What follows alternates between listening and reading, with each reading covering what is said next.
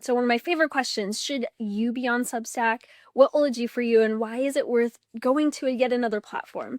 So you maybe are reading this because you're kind of wondering if LinkedIn is ever going to serve your content to people again. I know, I get it. But LinkedIn is LinkedIn.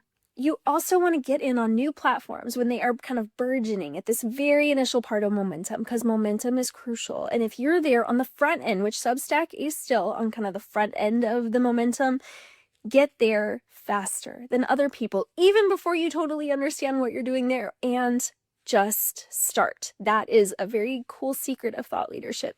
You ever wonder why some people have this big following and why did they get the following? What in the world? Their stuff is mediocre at best. It's because they got there early. They got there early, so they scooped up all the gains and they were there first when people started to join and are following each other. So Substack is amazing. It is an ecosystem where other writers can refer your writing to their audience. So you're going to grow because of that, and you can do the same. You can host your podcast on Substack. Yes, I host my podcast on Substack. So I'll record a podcast just like this one, where I'm just shoving some tactics at you. So you go ahead and get started on your thought leadership work. But those podcasts can go and disseminate through there. And not just that, they will send an email to the people that follow you and are subscribed to your stuff. So if they subscribe to your Substack and you send out a podcast, they will get an email. You send out a new blog, they will get an email. Do you know how helpful that is? If you don't currently have email marketing set up to send out your content, just know this is huge.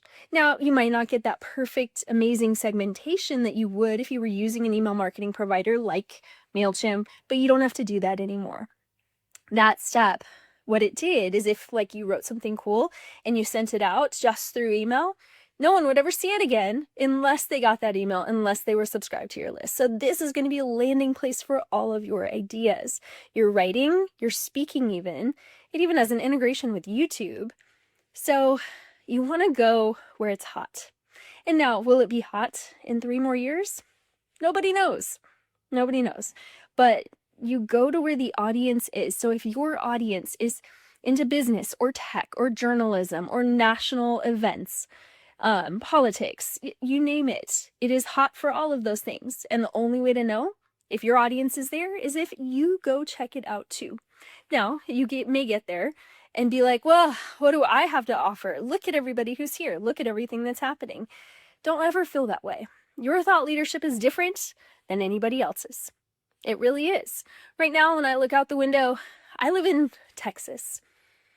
I have land, I have acres, I have people mowing in the beautiful sunset of Texas. That socioeconomic difference between me and what I see out my window, what you see when you look out your window, combined with all of my lived experience, all of my expertise, everything that I love, everything that makes me mad, everybody who's ever mentored me, all of this combines to make my voice unlike anybody else's voice out there, even with an accent. So I know I have something to offer. Now, when I put my stuff out there on Substack, my thoughts, ideas, and thought leadership, what I am going to do is make sure that it says something. I am not going to go with something boring as a title, because already there are lots of people coming to Substack, and there are lots of boring titles, and you're not boring. So choose like a 4 or 5 word title for your Substack and stand strong in that spice, because without it, it will blend in and no one will see it, and it will not drive people, and you want to drive people. And if it's abstract, that's not going to help either. Help people understand what's going to happen there and what they're going to get in their inbox. There are paid options to help you get money for your Substack, but you know what? That can throw people off a lot. I wouldn't want you to get thrown off right now. I want you to just get moving and get writing. So focus on the writing, focus on a great title and a cadence that you can pilot this program with.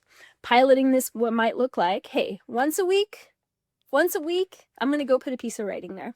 I'm going to maybe do a note once a week, and maybe a longer form piece called a post on Substack, maybe every other week. But really, I would go all in right now. Most of you are on LinkedIn. You are trying to do something on LinkedIn. I get it. Right now, LinkedIn is about as slow as molasses for most people. And the stuff that we're seeing is like 2-3 weeks old. It's just they're going through some changes, and that's fine. But I would take every asset of mine and I would